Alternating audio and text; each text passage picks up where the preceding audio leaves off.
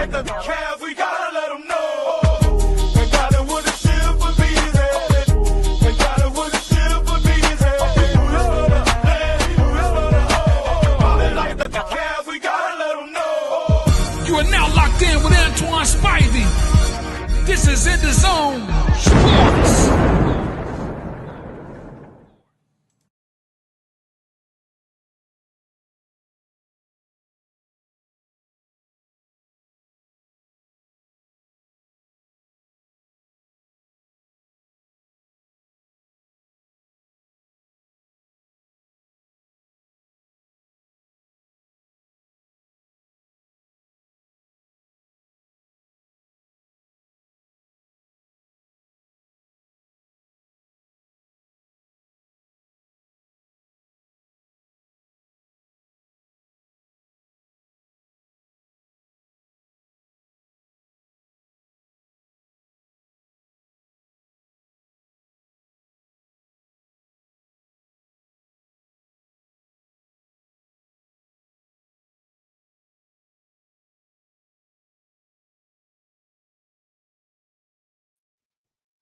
Can you hear me, Dar?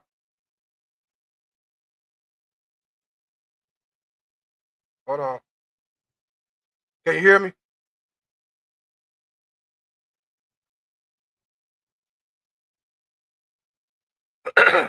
Hold on, folks. We have a little bit of technical difficulties. Excuse me real quick.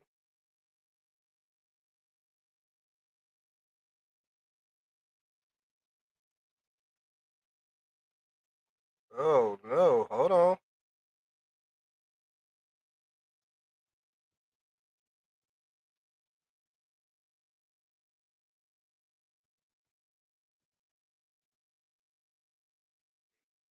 Can you hear me, Dar?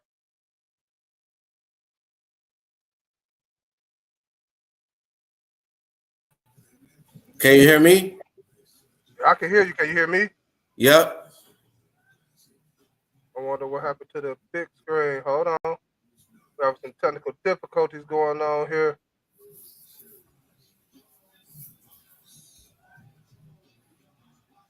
Why I can't get us up on the big screen. Hold on. Bear with me, folks. Bear with me. Hold on. What's up? What's up? Hold on.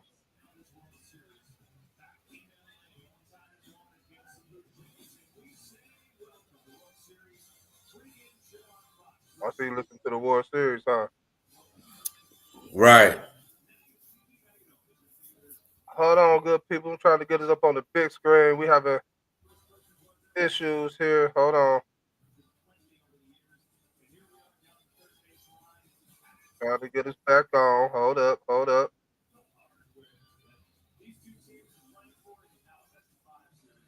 Don't know what's going on, but hopefully it'll pop back in. But welcome to this episode of EnDaZone Sports. I'm your host, the man with the plan with the cleanest ways in all the land, Spivey. And I got with me in the building, Daughter Don. Was good, my brother? What's up, cuzzo? How you feeling, man? And I'm doing good, man. Feeling much better. Getting healthier. You know, how you feeling? Hey, man, that's all that matter, man. I'm all right, man. I don't have no complaints. So you ain't got no complaints? No complaints, not whatsoever, man. Like, God is good, life is good. Minus the bullshit, you feel me? No complaints. It's the best way to have it. No complaints, no complaints. We all good. We got a hot show for y'all today, man. I don't know, I'm trying to get the camera thing situated, get back together. Hopefully we'll get that up and running real quick. What's going on, Kels? What up, Kels? What's going on, JD? What up, JD? Before we go any further, man, make sure y'all hit that subscribe button on the YouTube channel for more content like you're about to receive tonight for this hot show, this hot Monday. Y'all know how we got it started off. Dar say he ready. I'm ready. Our Cleveland Browns got our butts handed to us by the New England Patriots yesterday in New England. Horrible game. Shot us down. So talk about that game, man. Tell me how you felt about that game before I get to getting into what I got to say. How you feel about that game? Myles Garrett had a career game. Yes, 5 yes, sacks. yes, A record-breaking game. 5 sacks, I yes. believe. I believe that was the record. And our offense, listen, I've been, behind the scenes, we've been talking, we've been going back and forth. And it's not about, I went on record earlier in the season about Flacco. It's not the quarterback, it's the offense. And we cannot score more than 17 points. That's not going to win a game. Our defense is on the field like 80% of the time. So they're going to give up That's too much. 50 That's too much. points. That's too much. We're not playing. Our offense is not playing complementary football. No matter what quarterback is in there, our receiving core is too small. Judy, I mean, the only person catching the ball is Njoku. The tight end. The tight end. Yeah, the tight end and Fannin.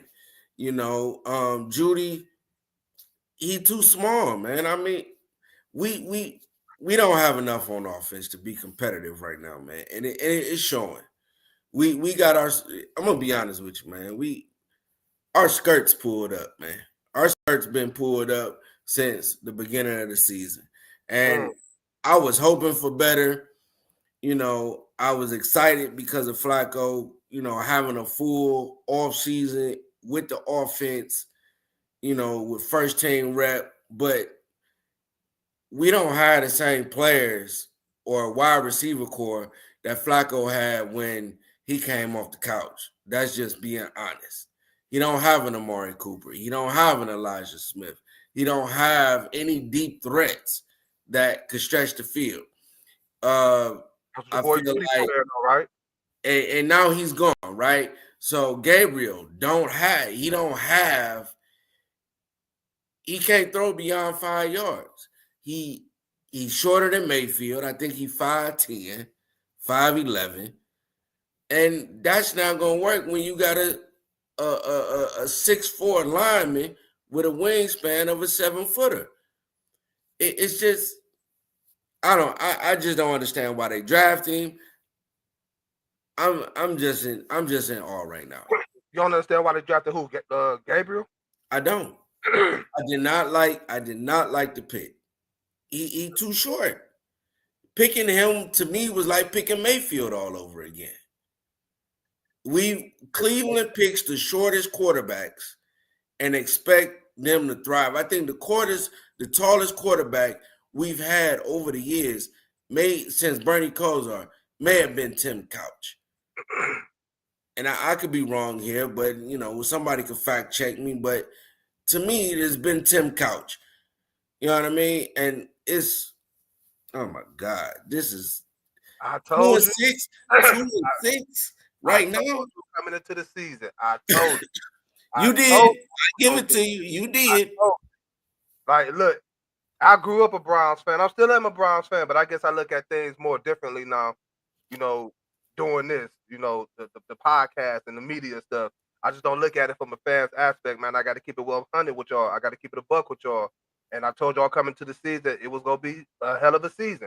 A long season, a lot of trials and tribulations this season, a bunch of nothing. Don't get your hopes up too high.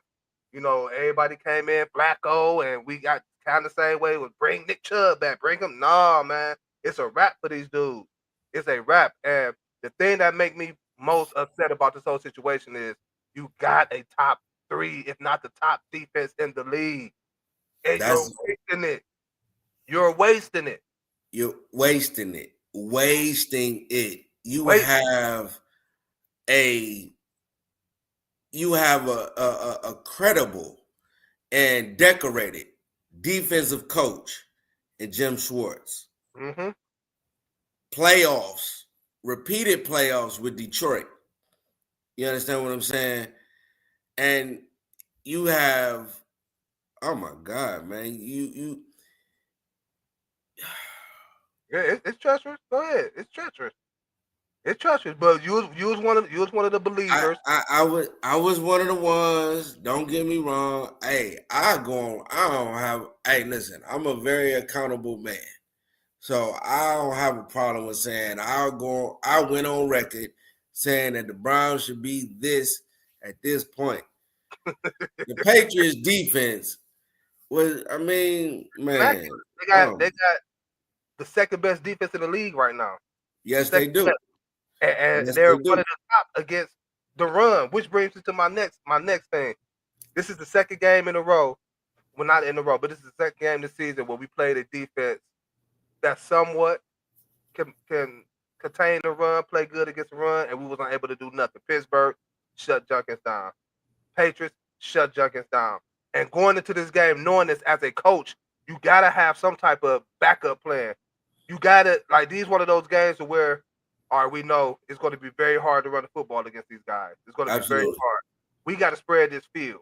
We got to see at some point in time. We got to see what this rookie Gabriel can give us, can do for us at some point in time. Because I don't think if they thinking that the Browns' future quarterback is in next year's draft, I think they're wrong about that.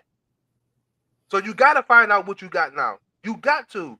We might as well. We 2-6. I mean, you roll the dice. We don't have. I'm gonna be honest. I don't think Stefanski wanted Shador. I think that was a move Barry made. But at some point, he gonna have to play, and you gonna have to see what he could do.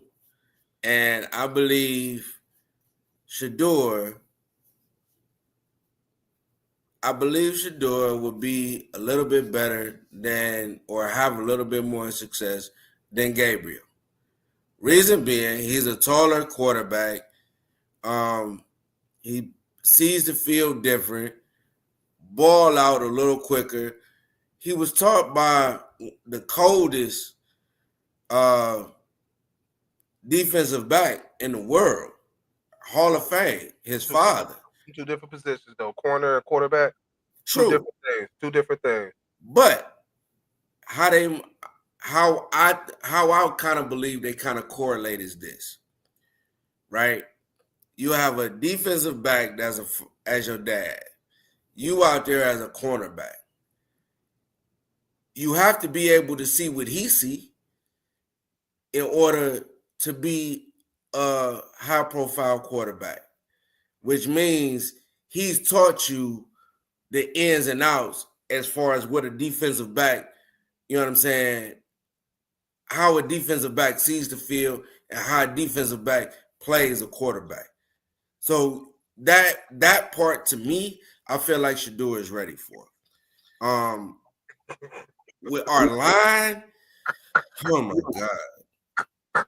Our line, we don't have a running game. We don't have quality receivers. Hey man, we up shit creek. Listen, I don't care right now, man. I don't care who the Browns put back there as a quarterback. I don't care who it is. You know, it's just shit is just gonna be fucked up until they decide to come to some type of inner terms with themselves. Like, man, we got to get this shit together. What I was saying yesterday was like, come on, man. Like, we get the ball. All right. It got to the point. I turned it off.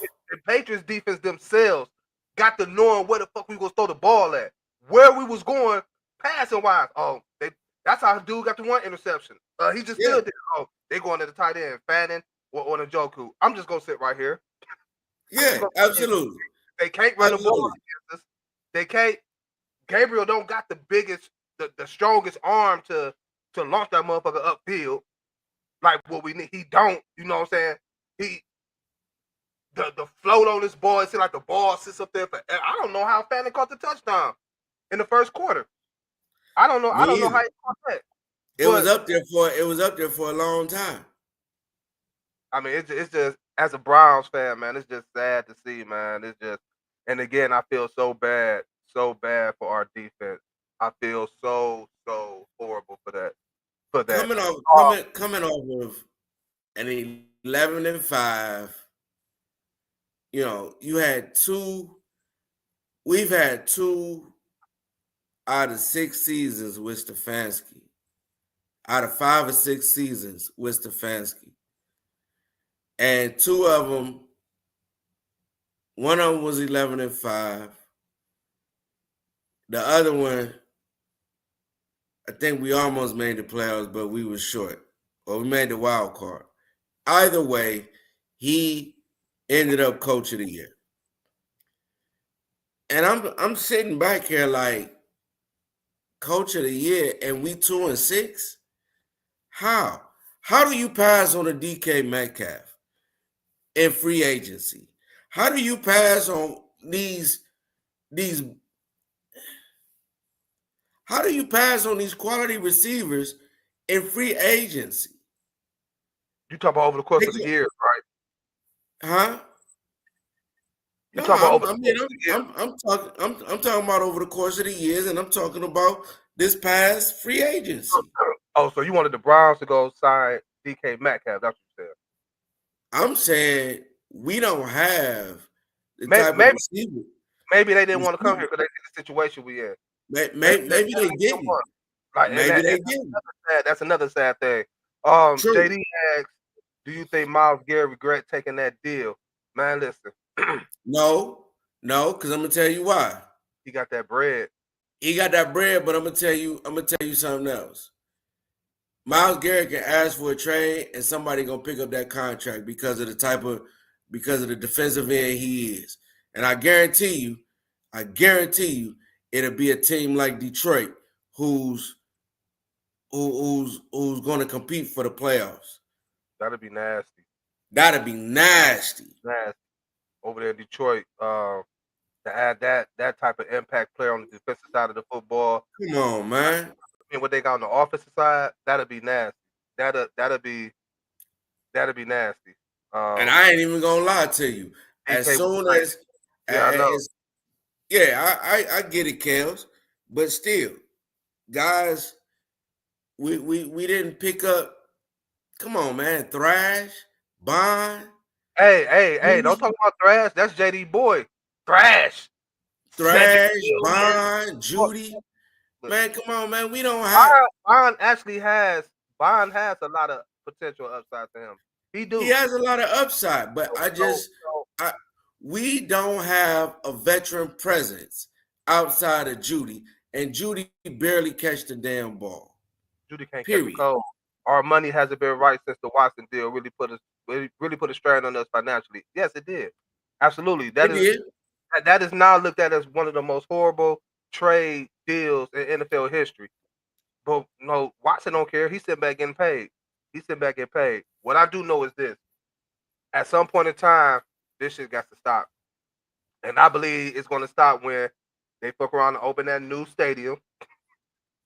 That's when you're going to see the Browns start getting players and actually getting a team together to look good in a new building, new stadium. But right now, it just ain't happening, man. And what I said yesterday, just another. I can't even think of the word right now to put on that. It's just horrible. It's just horrible. Coaching, play calling, our best player in Junkins. You know, we got to play the bad teams in order for him to get a good ground game going because you can't rely on the passing game. Well, he hurt now, so we back to 4. You bring Flacco back thinking he was going to be able to do whatever magic people thought. That didn't work. You let him go. You trade him to a division team at that. Not about to get on that. In Cincinnati with 2 stud receivers. Not about to get on that. Another dumb decision by the Browns franchise organization. And then you turn to Dylan Gabriel, and you're still not seeing or trying to see what do you have in the kid if you do have to move forward next year into next year's draft to get the quarterback that you quote unquote think is there next year, and it just ain't happening, man. I Well, don't know. you go listen.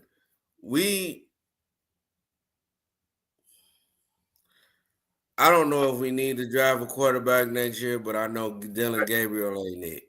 We got Um, too many holes to fill on this team to be focused on one quarterback. You can get a quarterback in free agency.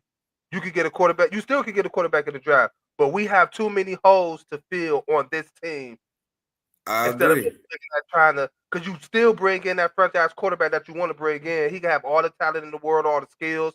He could be the next Joe Montana for all I care. But if you don't have a line to block him, to block for him, if you don't have receivers who can catch his passes, if you don't have a run game, if you don't have none of that, it's still not gonna work. All I look at when we got Tim Couch. I said it then when the Browns came back. No, and I like Tim Couch in Kentucky. I like the Couch. But when he's coming to Cleveland, I'm like, man, this shit about to be nasty. It's about to be nasty. Like He didn't have a line, man. That man was running for his life. for his life. He don't have a line. He don't have no type of offensive weaponry around him. It's gonna be tough for this dude. And lo and behold, it was tough for this dude. And now you look at 10 years later, we in the same. Cleveland can never get this quarterback situation together. They can Right. never get it together, and I don't understand why. I don't I've said understand. it. I've said it before. I don't mean to cut you off, but I've said it before, and I'll say it again. The Cleveland Browns organization has not been able to develop a quarterback since Bernie Kosar. Burn Period. it, burn it. Oh, What rhymes with thrash? Trash. look, and that's what he put right next to JD. You dogging your own boy. That's your boy, Thrash. And listen, I'm gonna say this.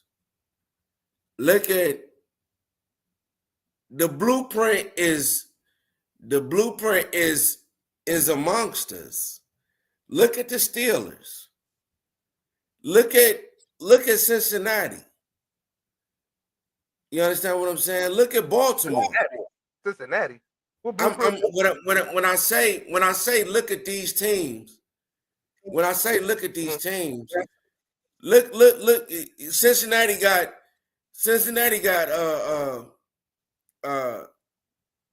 Higgins and what's my man name? Chase. Oh, you talking about like putting talent? Correct. You know what I'm saying? They got my man from LSU and they got Higgins, right? They got a slick ass tight end in Gesicki and the other guy, right? No. They got a decent run game. Everything that we had, right? So with Chase Brown. Now you go to Baltimore, they pick up a Derrick Henry. They got Bateman, they got Zay Flowers, they got a couple other guys. But you missing the whole thing. Yeah, I hear what you're saying and where you're going. But look at them two teams you just named itself. You look at the one thing they got that we don't got to attract some type of free agents coming there, which is a quarterback. Cincinnati, Joe Burrow. Well, they got Joe Burrow, but they drafted T. Higgins and Jamar Chase, but which I felt was a somewhat of a stupid move on their end. They paid all of them to stay together instead of helping, Joe Flacco get offensive line help. But hey, that's Cincinnati. That ain't Cleveland. But they still kept that together. And then I hear what you're saying in Baltimore. They felt like at a time, especially kept having to run to the Kansas City Chiefs, they needed to find some type of remedy to offset that. So they do go out and sign a Derrick Henry, but they still got Lamar Jackson. right. You look at Cleveland. And then want to come to Cleveland and we don't have a quarterback to complement them. But my point is this: you go to Pittsburgh and they pick up Aaron Rodgers, but they got a defensive front that's been together for years, like our defensive front for the most part, in and out, interchangeable certain pieces, but a Myles Garrett and certain other players, Denzel Ward, some other players, been together for some years. You understand what I'm saying? And then you go pick up an Aaron Rodgers, you go pick up, you draft a Warren, and a couple other pieces. And now you sitting at the top of the division. My point is this: if aside from not just the quarterback, right? Not just the quarterback, but every quarterback in our division, maybe except for Burrow, if you go back over the years, they've been 6'3", 6'4", 6'5". Every single quarterback in our division, outside of the Browns, have been 6'3", 6'4", 6'5". in height, right? Which means they can see the field, they can see over the lineman, all of that. Then you put complementary receivers around those type of guys. What type of receivers? You got 6'2", 6'3", 6'4", 6'5" type of receivers. These guys can run the field 4'3", 4'2", 4'3", 4'4" speed, can still stretch the field, can catch the rock. You can throw it up there, they gonna go get it. They ball hogs. We've had none of that. None of that. And this is what it's gonna take for us to even compete in our own division. Other than that, we're gonna be at the bottom for a long time. I agree. No, it ain't gonna be for a long time. It's gonna be for with that stadium open up at 29, so we got about 4 years. Is got actually about 4 more years to this. you might as well make it 5 because it might be a 2-year delay because of some construction issues with the engineer with the actual dirt that they trying to build upon. That's just from my construction perspective. Come get some of this dirt we got over here now, down at Huntington Bank Field, man. But nevertheless, we just that's. Hey, the Browns. Hey, you should change that. The Browns was manhandled by the Patriots, and Mike Vrabel, the very coach they let slide up out of here. Look, what they say, everybody leave Cleveland, they're going to win somewhere else, huh? Come on, man. Now I will say the offensive line coach want to come back here. That shit ain't gonna help, man. Like, man, for once, I want y'all to just listen to the boy one time, man.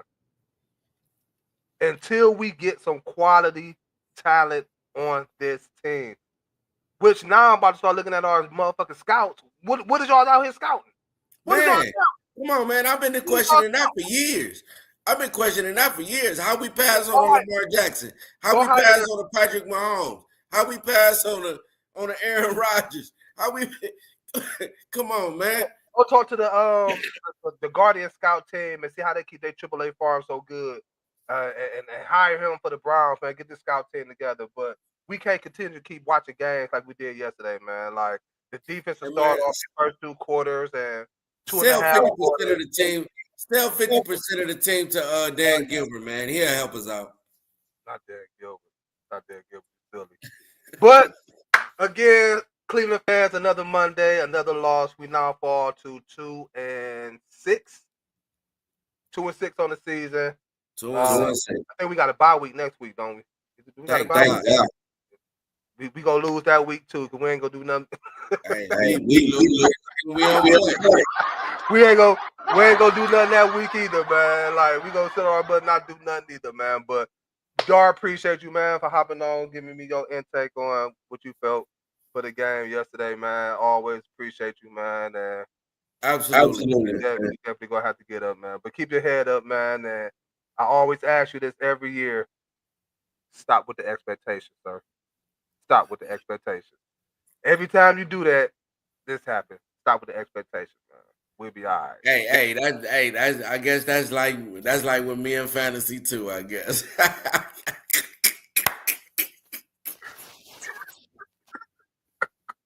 You ain't want to listen in either, man. But hey, it's a hard head makes a soft, look. And before I let you get up out of here, I know you thought you started off the season, 2-1? Yeah. Yeah. We got some big things popping over here. And that's a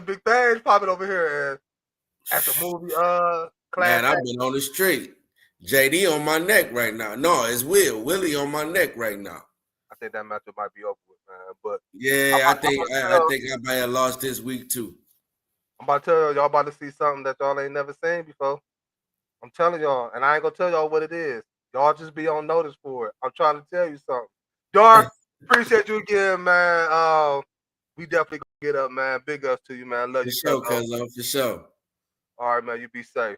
All right, man. Peace. Yes, sir. Y'all be good out there. That was a big homie, Dark, man. Appreciate him for coming on and giving us his intake, what he felt about the Browns game yesterday, if that was the game, if you want to call it. Moving on to some good things. We got my best NFL game from Sunday, which was, believe it or not, we just got to talk about one of these dudes, Joe Flacco and the Bengals against the New York Jets. Coming into this game, we had the whole, you know, interview splattered back and forth with the Jets owner and Justin Fields. Justin Fields has been brought into New York this year to fill that quarterback position that needed to be filled in New York to pair up with Garrett Wilson, whom they played together with in Ohio State. It was big things expected from the Jets coming into this season, especially offensively, with the ability of Justin Fields' arms and his legs to pair up with Garrett Wilson and Brees Hall.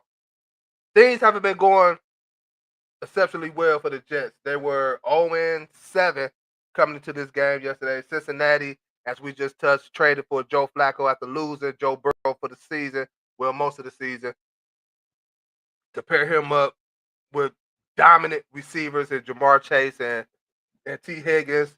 They shocked the world by beating the Steelers. They played Green Bay very well. They uh they beat the Browns, of course. And then they come into yesterday's game. To me, I don't want to say they underestimated the Jets or they overlooked the Jets, but they might have took them a slight granted. They might have took them for granted slightly. And the final score was 39-38, man. They was just dropping bombs here and there. Offensive on both sides of the ball for the Bengals and the Jets was just looking like they had the greatest show on turf teams in the Rams or the latest Chiefs teams or these high powered offense. Justin Fields bounced back with a big game. He was 21-32, 244 yards, one touchdown. Again, coming into this game after being criticized for the play that he been having the past couple of weeks. He was talking about being benched for Tyrod Taylor, but the crazy thing about that is Tyrod Taylor entered this game getting put on the injury list himself, which forced Justin Fields to be back into the starting lineup. And he put up big numbers to got the dub yesterday. Brees Hall, beautiful game. 18 carries for 133 yards, two touchdowns. The man even had one pass and touchdown. It was just everybody named Mama. I could have went out there and threw a touchdown pass. The man next door could have went out there and threw a touchdown pass. And Joe Flacco, 21 or 34, 223 yards, another two touchdowns, no interceptions. I believe that's now 7 touchdowns and no picks for Joe Flacco over there in Cincinnati. And Dar, I know if you're still listening, I get it. That's your boy. Um, you said it. You said it. He was going to go over there to a team that got two dog ass receivers, in which he have receivers that could make a quarterback look good. It ain't like Joe Flacco is just going over there and looking like Brady, looking like Mahomes, looking like Baker right now, looking like Justin Herbert right now. But when you got the ability to just throw the ball up there to two big receivers like that, I take that chance too. And which, as you see, is showing up in the stats: 7 touchdowns, no picks. And Cincinnati is what, 2-1 since acquiring Flacco. No, 1-2. They beat the Browns and they beat the Steelers. So what, 2-2, 2-2, 2-1, whatever it is. Flacco's holding the fort down for Joe Burrow. Hopefully, come back this season. I doubt it, but yeah, that was a very, very, very exciting game. Samaje Perine, the running game of the Bengals, finally showed some life coming into this season. We expected for the Bengals to have an excellent run game, but then when you lose your quarterback like that, teams could then accustomed to that and game plan the defense around, especially a quarterback like Joe Flacco, which it was bringing in more pressure, which was shutting down the run game of the Bengals. But it showed up yesterday. P. Ryan 9 for 94, Chase Brown 12 for 73, both with a touchdown. a piece of that game. Chase Brown had 2. I think it's about time for me to throw him back in my starting lineup in fantasy because I had that boy benched for a couple of weeks because he wasn't giving me a doggone thing. But yesterday he showed why he needed to be in there with a quarterback like Joe Flacco. And again, I know I was very hard on Flacco. I call him Wacko Flacco. To me, he's still Wacko Flacco. But when you got, I see you, Dar. But again, when you got receivers, man, who can make plays, then your luck tends to change for you. But yeah, the Jets and the Bengals, what a game. I tuned into that more than I did my own Cleveland Browns. What a game. So that was my best game coming from Sunday, week 8 of the NFL season. The Bengals need to draft defense and offensive line. Justin Fields played well. They definitely do need to draft on the defense and offensive line. I believe they had a couple of injuries on the offensive line, which kind of derailed them this season as well. But they really need help on the defensive side of football, which is not as bad as what people thought Cincinnati was going to be on the defensive side of the football. I thought they was going to be way horrible than what they are, but they're playing a little bit better than what I expected. So, again, great game. Jets, Bengals, week 8, best game of the NFL week for Sunday to me, my opinion. I'm pretty sure y'all may have y'all others, but that's just my opinion. Moving forward, I know we got another game tonight, Monday Night Football. We'll touch on that in a hot second. But after all the Sunday's games, I got my new NFL top 5 teams of after week 8. And it goes something like this. At number 5, even though they ain't played, they played tonight, which I'm going to touch on that a little bit more. I'm going to put the Kansas City Chiefs up there. Reason being this, again, we touched on it last week. They had a lot of doubts over the course of the weeks of this season. They was down a couple of men. They missed Rasheed Rice for 6 games. Xavier Worthy went down for 2 games. Patrick Mahomes wasn't looking like Patrick Mahomes. The run game wasn't looking like the run game. Actually, the run game may have been looking good the past 2 years.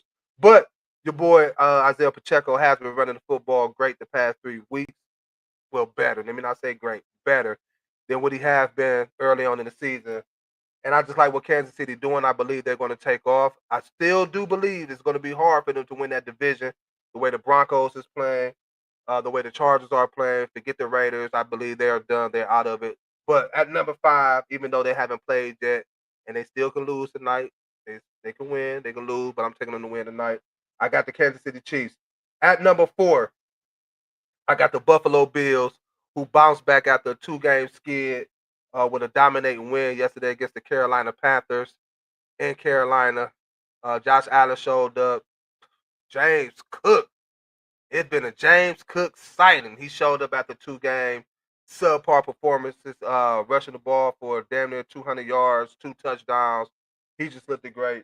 So that's my number 4 team. At number 3, I got the Denver Broncos, who the past 2 weeks have shown me something. They was down by 16 in the fourth quarter last week, ended up coming winning that game. Bo Nix put on an excellent performance. Him, Cortland Sutton, the defense stepped up, the run game. Got to give big props to Harvey. The past 2 games, he's been running the ball well, taking touchdowns from my boy J.K. Dobbins. You got to get that together, Peyton. Got to get that together. But the way they dominated the high-powered Cowboys offense yesterday at home in Denver, and again, you add that on to the last week, how they've been looking. I got the Denver Broncos at number 3, sitting at 6-2. At number 2, I got the New England Patriots. You got to give credit where credit's due. Them boys are 6-2. They're looking well. They got significant wins, mainly being going into Buffalo, the Monday night game, beating Josh Allen and the Bills. Drake May is looking like an MVP candidate. I'm kind of surprised on how this run game is looking. I had a lot of high hopes on Travion Henderson taking over that backfield from Ramondre Stevenson, but that have yet to happen. They still splitting the backfield, but I think Travion Henderson is going to get more and more involved as the season progresses. I don't see Stevenson keeping this up, but Drake May, Keyshawn Booty, Stephon Diggs, Hunter Henry, the 2 tight end set they run, Vrabel got them looking good. So I got them sitting at number 2 at 6-2. The number one team ain't changed. They was my number one team last week. They're still my number one team this week. And I'm talking about the Indianapolis Colts sitting at 7-1. To me, I believe they got the MVP of the league on their team right now, and Jonathan Taylor. I know the league is quarterback friendly when it comes to MVPs. They like to give it to the quarterback. But you got to give credit where credit is due. You got to give people their respect, their props. And right now, Jonathan Taylor is doing that. He is doing the damn thing. The man had another 3 touchdowns yesterday. Rushed the ball for over 100 yards. Long as he stay healthy, he has the ability to end the season as the best running back in the National Football League. So there you have it. My top 5 NFL teams after week 8. Even though I know one team hasn't played yet, which they play tonight in the Kansas City Chiefs. I expect for them to win that game, and they stay at the number 5 spot. So once again, at 5 is Kansas City, 4 is the Buffalo Bills, 3 the Denver Broncos, 2 the New England Patriots, and 1 the Indianapolis Colts. Again, this is my list, not y'all list. Come up with your own list. If you like it, you like it. You don't, you don't. But let me know how y'all feel about that list. Excuse me. JD says Colts and Patriots definitely having a great season so far. Indeed, they are. I believe New England have the ability to win in that division. I'm not worried about no team in that division but the Buffalo Bills. I'm not worried about the Miami Dolphins. I'm not worried about the New York Jets. It's just the Buffalo Bills, and they already showed in the first game. I know they got one more time to play, but they showed in the first game that they had the ability to beat Buffalo, and it was in Buffalo. Drake may remind me of a young Josh Allen a little bit anyway. So, yeah, I definitely feel like both of them teams are having excellent, excellent seasons. But right now, I've got to roll with the Patriots as being the top dog. That's my top 5 NFL teams after week 8. Uh, Now I'm about to give y'all the whole week 8 NFL recap rundown. Let me get to the NFL page. Excuse me, folks. Thought I had to send up here. Here we go. We already touched on the Browns and the Patriots. We already had the Vikings and the Chargers to kick us off on a Thursday night. Jets, Bengals, we touched on that. Jets ended up winning 39-38, which was, again, my best game of NFL Sunday yesterday. We also had the Baltimore Ravens defeat the Chicago Bears. No Lamar Jackson again, although it's now been reported that he will play Thursday against Miami. It didn't make no sense for him to play Sunday. Then had to turn right back around to play again on a short week Thursday against the Miami Dolphins. So why not rest him up one more game, get him out there for Thursday against a team where he can really get his feet back wet, get back in rhythm against a not so much great defensive team in the Dolphins. But the Dolphins seem like they like to try to shock people when the lights is on bright. But we'll see how that goes against the Ravens this Thursday. But they end up beating the Bears 30-16. Derrick Henry with a touchdown. Scoot Huntley played a great game. Give it up to Scoot Huntley, y'all. Give it up to Scoot Huntley. We had, speaking of the Miami Dolphins, a shocker game to me, which I didn't see this coming. I don't think too many people saw this coming themselves. But the Miami Dolphins go into Atlanta and manhandle the Falcons 34-10. Again, this is another team that's coming back off a lot of scrutiny, a lot of things being said about them. The quarterback play of Tua Tagovailoa, it was talked about him being benched as well. Should they bench him? Should they fire Mike McDaniels? A lot of things going down in Miami to the point I can't even get in contact with my man Blaze. Blaze, where you at? Where you at? I told you I was coming for you. If the Browns dodge the Dolphins, I ain't heard from you since, man. I ain't heard from you since. It's okay. You win some, you lose some, but you live to fight another day. But the Dolphins end up going to Atlanta winning 34-10, shut down Bijan Robinson and company. No Michael Penix Jr. Kirk Cousins got the start, and probably his last start of the season. And the Falcons lose 34-10.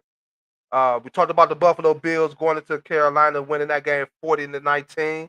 Josh Allen with a bounce back game. James Cook with a bounce back game. The whole team with a bounce back game. Appreciate that list, JD. Appreciate that list.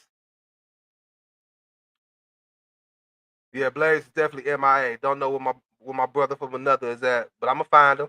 We gonna put a missing person report out on Blaze. We gonna find him. But yeah, the Bills dominated the Carolina Panthers 40-9 to get back in on winning ways in Buffalo. Another game that I was kind of shocked about was the Texans and the 49ers. The Texans coming into that game with no Nico Collins, no Christian Kirk, a lot of their backup wide receivers, and they played damn well, led by CJ Stroud. The 49ers didn't come to play, obviously. Lose the game 26-15.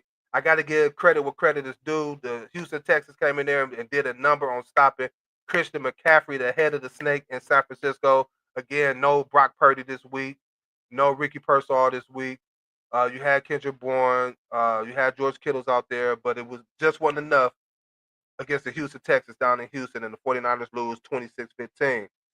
We had a revenge game, a get back game, the Eagles and the Giants. But before I go any further, I want to give a big prayer out to Cam Scatterbo, excuse me, and that horrific injury he suffered yesterday in yesterday's game. If you haven't seen it, I advise you might not want to see it. It was a nasty, unfortunate injury for up and coming rookie who was having a good season, nothing but promise ahead of him. And you could just see if you was watching that game, the look on Jackson Dart's face when the injury happened. Very devastating, but get well soon. Can't wait to see you back on the football field. Your place is still there in New York. I don't think you're gonna lose it to anybody, but the Eagles end up winning that game 38-20 without A.J. Brown, whom been reported that the Eagles do not have any plans on trading. The man will be in Philadelphia for the rest of the season, regardless of whatever is going down in Philadelphia with Saquon, Jalen Hurts, A.J. Brown, Devontae Smith, and the whole coaching staff. Speaking of Saquon Barkley, he also left that game with an injury. Don't know how significant that is. We're going to check up on that and get back with y'all on that. But the Eagles take care of business at home against the Giants. We had the Buccaneers against the Saints. Uh, we had a Tyler Shutt showing. He ended up getting some playing time. Rattler wasn't doing anything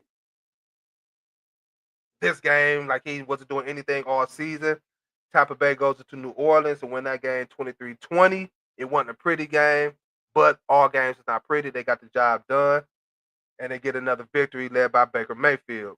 I touched on it earlier. The Indianapolis Colts, to me, the best team in football at home against the Tennessee Titans. Take care of business 38-14, led by Jonathan Taylor, 3 touchdowns, and Daniel Jones. Excellent play, man. Got to get big up to Daniel Jones, who's been wrote off coming into this season after not getting the job done in New York. Had one good season when they went to the playoffs. That led him to his big payday. But from there, just been kind of downhill.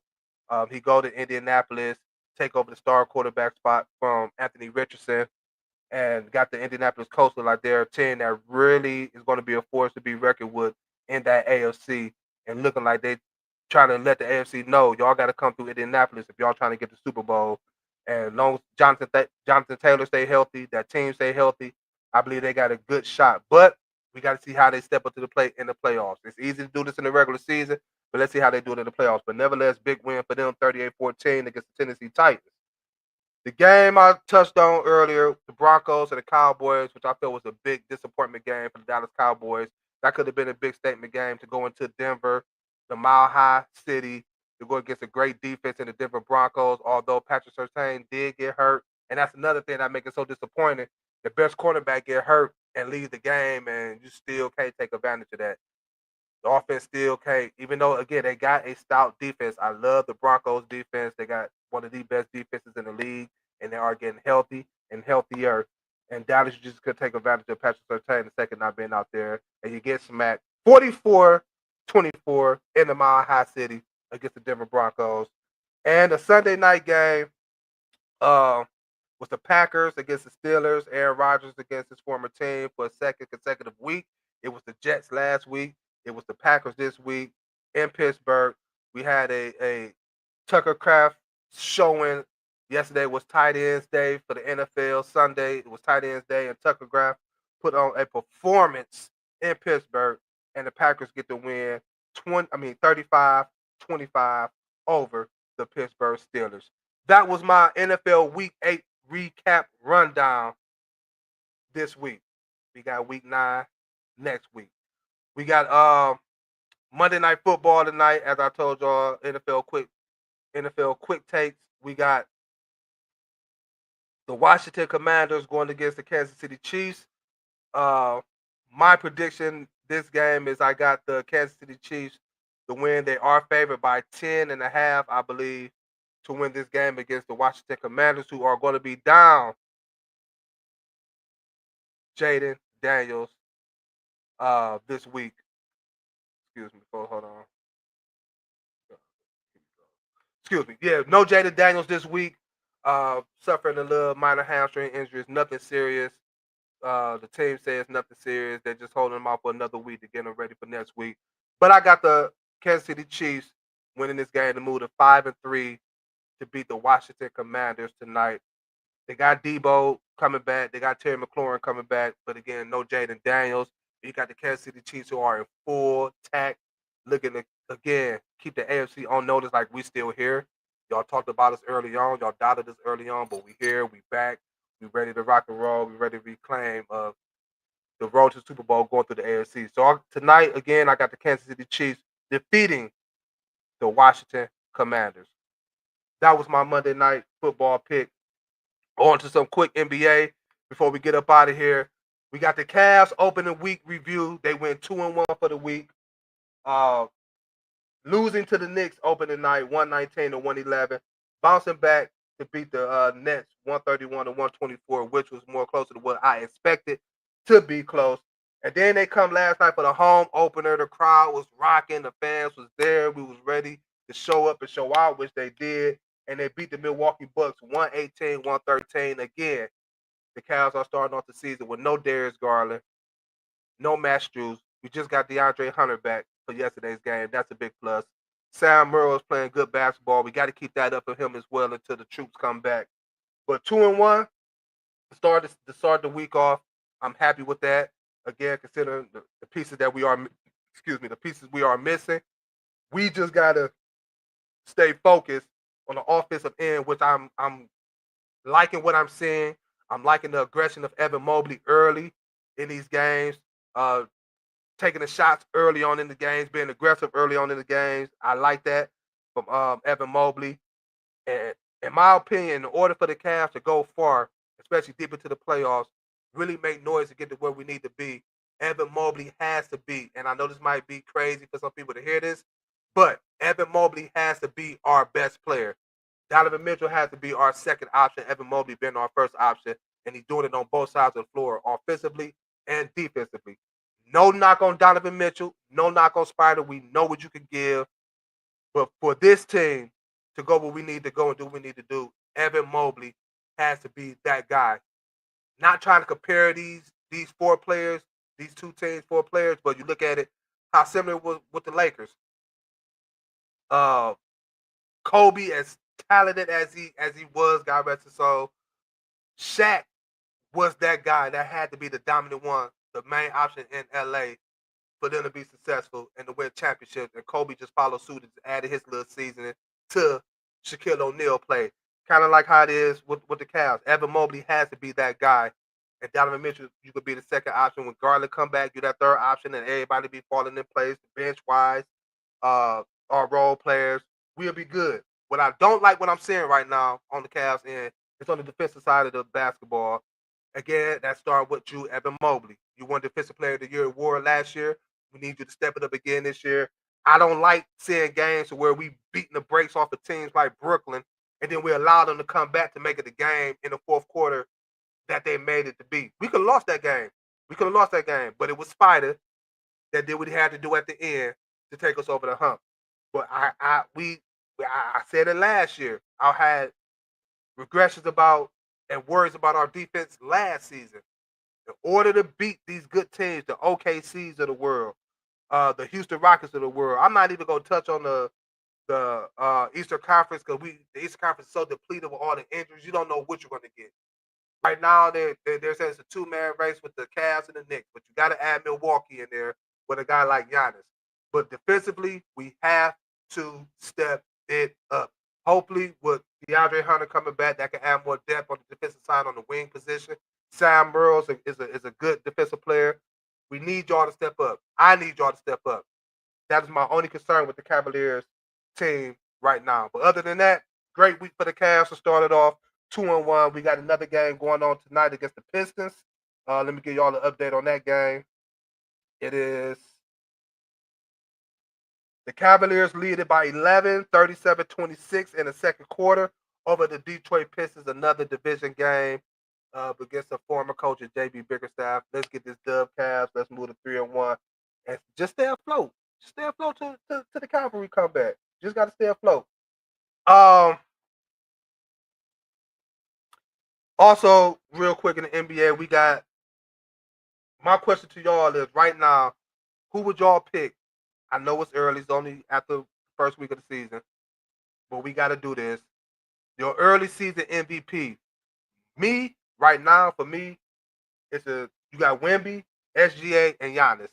I started off the season saying I'm gonna give it to Giannis. I think Giannis is hungry. I think Giannis still won a championship, but gotta keep it open. I forgot about that boy Wemby, who's averaging 33 points, 13 rebounds, 2 assists on the season. Not to mention what he brings on the defensive side of the basketball, the 3 to 4 blocks a game. The guy out there crossing over, shoot jumpers like he got a mixture of Reggie Miller, Tim Hardaway, and stuff in him. He's a big boy. But the skill set that he has, man, like he got the Spurs looking quite well. And the Spurs could be that dark horse team in the Western Conference that can make noise led by Victor Wembanyama. Then you got Shea, who right now who's averaging 40. He had that 55-point double overtime game, averaging 46 rebounds, 5 assists. We see what he brought to the table last year. He's repeating what he did last year so far this season, especially without J-Dub, Jalen Williams. He'll be back soon, but I think this momentum and this wave that SGA is riding is going to continue. So that's my number 2 MVP right now, early season favorite. And then you got Giannis averaging 36 points, 16 rebounds, 7 assists. You just saw what he gave the business to us last night, but he still got that L messing with those Cavaliers. So right now, them are my 3 right now MVP front runners: Wemby, SGA, and Giannis. JD, why Thomas Bryant hasn't seen any action? Again, I think he's on the team just to fill out the roster. I'm not saying he's not going to get any action. I believe he will see some action soon. But when you got a three-headed rotation in Evan Mobley, Jared Allen, and Larry Nance Jr. coming back to the squad, it's going to be hard for Bryant to really hit that floor unless they do something that I've been saying for the Cavs to be doing for a minute. And I wish to trade Jared Allen, but that's another story for another day. I'm definitely going to get into that. But that's why Thomas Bryant haven't seen the court yet. You got Wemby winning MVP, not a bad choice. Austin Reeves keep playing like he did last night. He might get an MVP, yeah, but no Luka, no Brian. So he playing like the third I'm supposed to play, get them buckets. But I like Austin Reeves, but nah, he ain't about to keep that up. Wait till them 2 boys come back. He'll get back down this 15 to 20. Real quick, we got the World Series that is tied at 1-1. We got the Dodgers and the Blue Jays who play tonight to take a 2-1 lead. I didn't get my prediction in this series, or did I? Can't remember. But if I didn't, I'm like in football, I'm an AFC guy. Basketball, I'm an Eastern Conference guy. Baseball, I'm an American League guy. So we're gonna roll with the Toronto Blue Jays to dethrone the Dodgers, knock the Dodgers back down to earth, and win this MVP. I mean, not the MVP, but the World Series this year. So I'm taking the Blue Jays. Game 3 tonight in LA. Let's go Jays. Get that 2-1 lead. Although I do think it's going to be a another great game, and another great series. Both offenses are high powered, got big bats. There you have it. Appreciate everybody for tuning in on today's show of EnDaZone Sports with your boy Spivey. Appreciate Dar chiming in, giving us his intake on the Cleveland Browns, the Clowns, as some might call them. Appreciate all the comments coming in. Appreciate everybody that tuned in on the Diva Spivey Media Network. Keep supporting that. Also on YouTube, don't forget to hit that subscribe button for more content like you see tonight. For more top-notch shows. We the best, y'all. We here. Till Friday, y'all stay safe. Please stay safe. Your boy Spivey, man. I'm out of here. Deuces.